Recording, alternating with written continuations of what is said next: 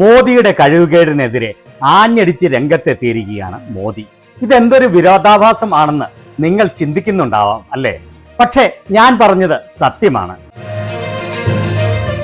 രാജ്യത്തെ ഏറ്റവും കഴിവില്ലാത്തവരുടെ ഒരു കൂട്ടമാണ് ഇന്ന് ഇന്ത്യ ഭരിക്കുന്നത്.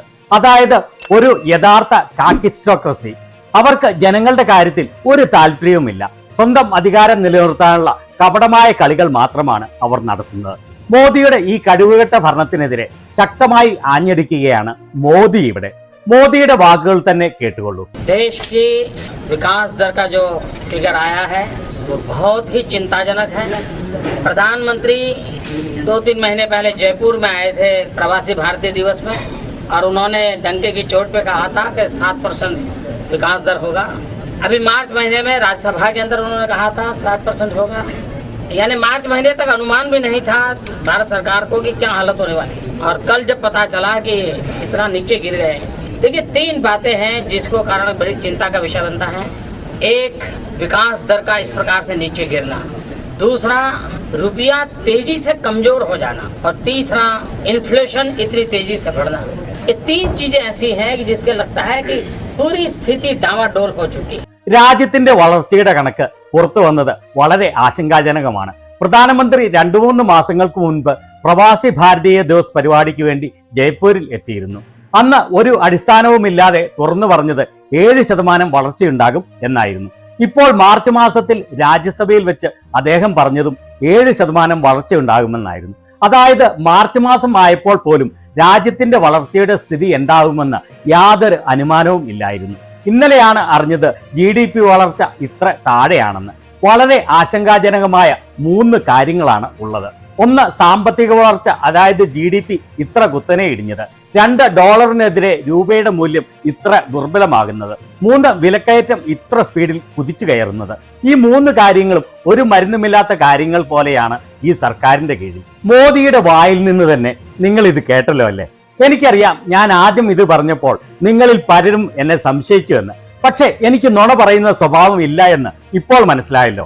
ഇന്ത്യയുടെ GDP വളർച്ച മോദിയുടെ കള്ളക്കണക്ക് ഉപയോഗിച്ചിട്ട് പോലും കഴിഞ്ഞ 2 വർഷത്തിലെ ഏറ്റവും താഴ്ന്ന നിലവാരമായ 5.4%-ലേക്ക് ഡോക്ടർ മൻമോഹൻ സിംഗിന്റെ കാലത്തെ കണക്കനുസരിച്ച് മോദിയുടെ 5.4% വളർച്ച 3-3.5%-ലധികം വരില്ല.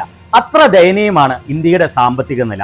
മോദി പറഞ്ഞതുപോലെ കഴിഞ്ഞ മാസം വരെ മോദിയുടെ റിസർവ് ബാങ്ക് ജനങ്ങളെ പറഞ്ഞു പറ്റിച്ചിരുന്നത് 7% സാമ്പത്തിക വളർച്ച ഉണ്ടാവുമെന്നായിരുന്നു. ഇലക്ഷൻ കഴിഞ്ഞു, തട്ടിപ്പിലൂടെ വിജയിച്ചു.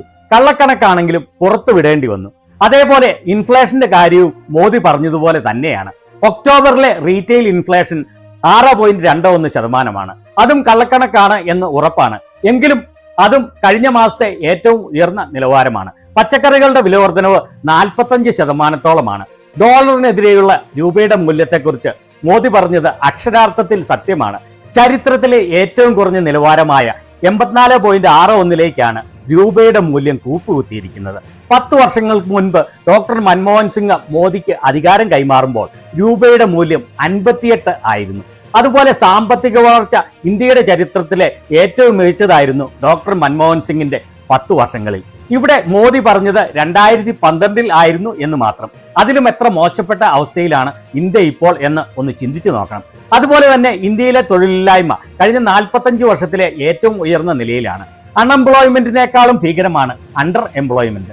അതായത് ആളുകൾക്ക് തങ്ങളുടെ വിദ്യാഭ്യാസത്തിനും കഴിവിനും അനുയോജ്യമായ വരുമാനമുള്ള തൊഴിൽ ലഭിക്കാനുള്ള സാഹചര്യം വളരെ വിരളമാണ് എന്നർത്ഥം. വിവേകമില്ലാത്ത ഇയാളുടെ ജുംല കേട്ട് ഇയാളെ പ്രധാനമന്ത്രിയായി തെരഞ്ഞെടുത്ത ജനങ്ങൾ അനുഭവിക്കുകയാണ്. കഴിഞ്ഞ 10 വർഷങ്ങളിലെ കഴിവുകെട്ട ഭരണത്തിൽ ഇന്ത്യക്കുണ്ടായ വലിയ ദോഷം നികത്താൻ വലിയ ബുദ്ധിമുട്ടാവും എന്നതാണ് വാസ്തവം. ഒരു കോമ്പറ്റേറ്റീവ് എഡ്ജും ഇല്ലാത്ത രാജ്യമായി ഇന്ത്യയെ കൊണ്ടെത്തിച്ചിരിക്കുകയാണ് മോദി. ഇതിൽ നിന്ന് കരകയറുക എന്നുള്ളത് ഹെർക്കൂലിയൻ ടാസ്ക് ആണ്. ഇന്ത്യയിലെ ജനങ്ങളുടെ ജീവിതം ഇനിയും വളരെ ദുസ്സഹമായി തീരും എന്ന ദുഃഖസത്യം തുറന്നു പറയാതിരിക്കാൻ കഴിയില്ല. കാരണം ഏതൊരു രോഗവും ഒരു പരിധി കഴിഞ്ഞാൽ ചികിത്സിച്ച് സുഖപ്പെടുത്താൻ കഴിയാത്ത അവസ്ഥ വരും. ആ അവസ്ഥയിലാണ് ഇന്ത്യയുടെ എക്കോണമി ഇപ്പോൾ.